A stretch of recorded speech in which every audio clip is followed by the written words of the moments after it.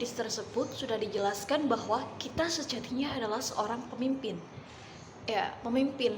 Tahu kan ya, pemimpin?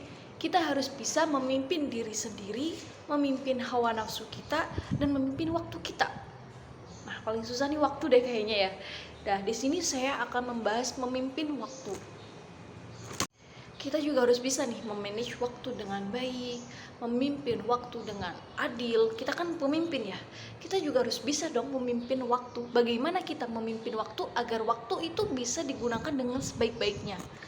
Nah, kalian pasti pernah denger kan tentang kata-kata quotes kayak gini nih, time is more expensive than gold. Ya, itu mungkin tidak asing dengan telinga teman-teman kalian semua, tapi itu sangat asing untuk kita lakukan. Saya kasih contoh ya, semisal kita nih ada mata kuliah jam 9 sampai jam 11. Nah, ini udah dikasih tugas sama dosen tapi kita belum ngeresum.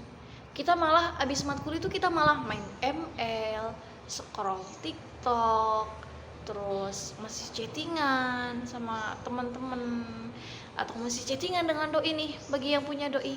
Tapi kalau misalkan gak punya doi, gak usah chattingan, haram. Abis mata kuliah bukannya kita malah ngeresum, kita malah main ML misalkan. Wah, pas jam 12 Allah nih manggil kita, azan nih berkumandang, hayya 'alas sholah gitu kan.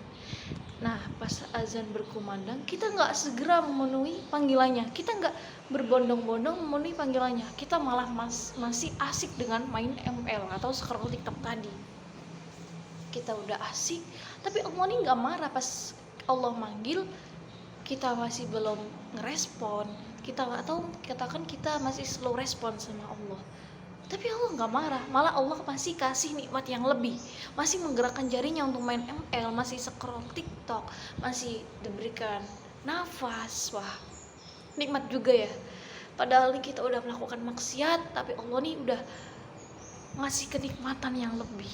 Wah, itu sayangnya Allah nih romantis gitu ya, beda dengan kita.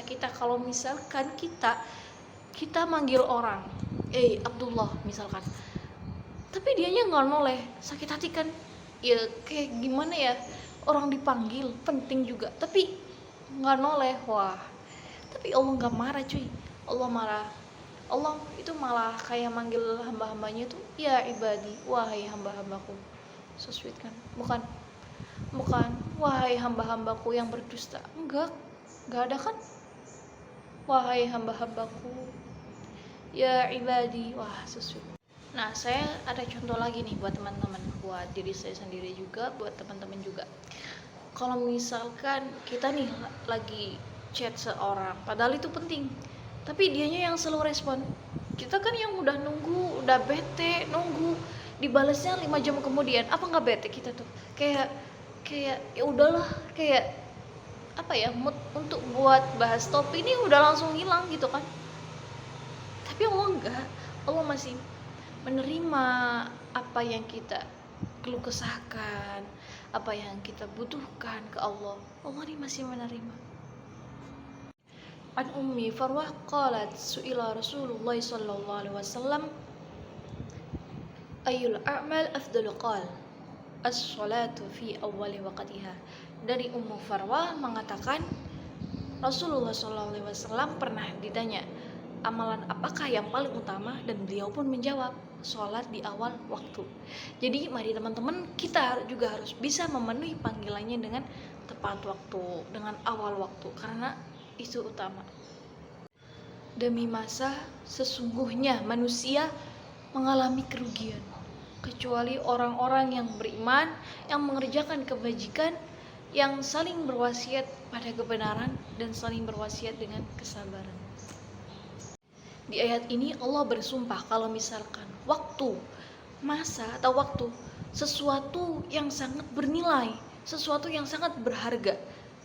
Ada seorang penafsir modern, Muhammad Asad, dalam karyanya The Message of the Quran, yang menerjemahkan kata al-ash ini sebagai the flight of the time, yang artinya berlalunya waktu. bukan hanya sekedar waktu, tapi Allah ini sudah mengingatkan kita bahwa waktu itu tidak bisa dikembalikan lagi. Allah ini sudah mengingatkan kita bahwa waktu itu yang berlalu tidak bisa dikembalikan lagi, iya kan? Marilah saudaraku, kita juga harus bisa mengatur waktu dengan baik, menggunakan waktu dengan sebaik-baiknya, mengoptimalkan waktu dengan baik. Orang lain bisa, kenapa kita tidak, gitu kan ya? A'udzu billahi minasyaitonir rajim. وإذ قال موسى لفتاه لا أبرح حتى أبلغ مجمع البحرين أو أمضي حقبا اجهد ولا تكسل ولا takun ghafilan fanadamatul uqba liman yatakassal. Sekian dari saya, kurang lebihnya saya mohon maaf. Wassalamualaikum warahmatullahi wabarakatuh.